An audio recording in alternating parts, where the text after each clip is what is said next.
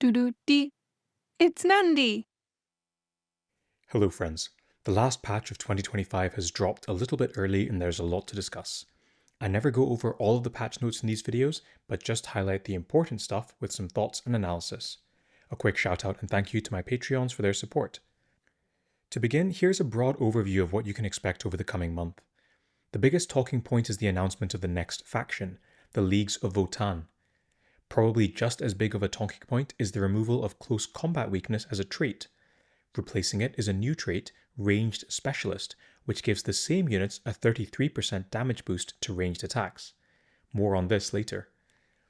There are two new characters this patch. We get Baldr Thunderbrow, the Wolf Priest, as the 6th member of the Space Wolves faction via 2-week hero release event, and we get Laviscus, the Lord Exultant, as the final Emperor's Children character via Epic Battlepass. The new machine of war this patch is Zakar, the Daemon Prince for the Thousand Suns. There have been some tweaks and accessibility improvements to the relics, and speaking of relics, there is a new one for the new Space Wolves character, Baldr. We'll talk a little bit about the avatar boss changes too. The legendary release event on December 28th is for Farsight, and on February 1st it will be for Lucius. Beyond that, there is the usual slew of home screen events, blessed Requisition events, and tournament arena and quests. In terms of notable absences, the only thing that I could think of was a campaign event, since we already discussed the Red Gobbo survival last patch. The Leagues of Votann have been announced as the next faction. We will get more information on them in the next patch. Sorry I don't have more information on them in this video. Snowprint won't promote my videos if I include data mines. But if you want me to cover those characters via data mines, then let me know in the comments and I can try and put something together. The removal of close combat weakness is a huge deal, and removes the only negative faction trait in the game. Instead of debuffing the Tau and the Neurothrope, those units now get a new trait called Ranged Specialist. This lets them do a 33% ranged damage bonus, provided they don't start the turn in melee. Snowprint have pulled back on the stats for the units affected, but overall it's a pretty big buff. I have a video talking about the change in depth, and how it allows the Farsight or Battlesuit team to become a serious meta pick. If I've got my act together, I should have released the video talking about the team in some depth to run alongside this patch notes video. I've summarized the changes to the characters affected here on this page. It is quite busy, so feel free to pause here and digest all of the information. There are a few things I want to draw your attention to. Revas has had the biggest nerf to damage because she benefits most, particularly in a raid setting, from the ranged specialist buffs. I'll show you more on this in my Battlesuit team showcase. Darkstrider has also had a pretty big buff, doubling his hits from 2 to 4 and giving him a total of 7 hits per turn when combined with Farsight, which is pretty big. Shadowsun has had the smallest damage nerf. Effectively, it makes this more of a buff for her than the other Tau, and she has truly become the meme character of Tacticus, having had so many buffs and still remaining such a poor character.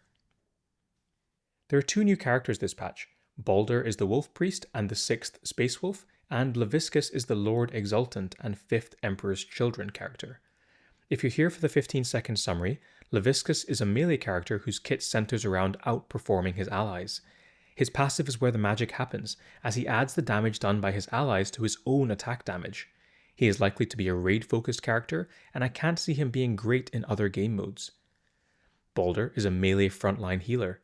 His active inspires his allies and lets them revive when killed. It also provides some nice bonus damage if they have the Final Vengeance trait. His passive provides crit chance and crit damage to allies for 2 rounds when they are healed, and it also provides a further delayed healing effect. He is likely to be a war and horde mode focused character, and a popular one as healers often are. The Thousand Suns get their machine of war this patch, and it is in the form of the Daemon Prince of Tzeentch. Its primary ability deploys him on the battlefield, and the secondary ability does some flame damage if the conditions are met. I've already done a showcase on this if you want to check it out, but it is a decent, if expensive, machine of war for the Psyker team. The new relic this patch is for Baldr, which lets him attack when healed and apply the ice effect. I'll talk more about it in my showcase. If you're keeping score, I have updated my slide with all of the relics in the game, so you can see the characters that have them and those that don't. Snowprint are also starting to make relics more accessible, and I hope the offering this patch is a band-aid as they look at wider accessibility issues. For this patch, they will have a slot in the Rogue Trader shop where some of the more desirable unique relics rotate. If you already have that relic, then you'll be offered mythic salvage.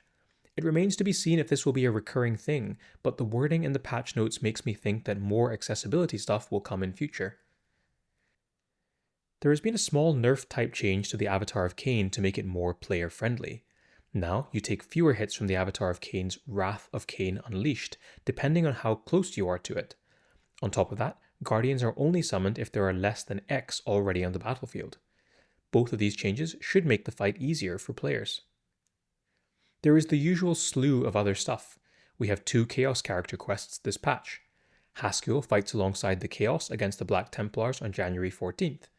Then, on February 4th, Archimatos and Chaos allies fight against the Orcs. There are 2 tournament arenas this patch as usual.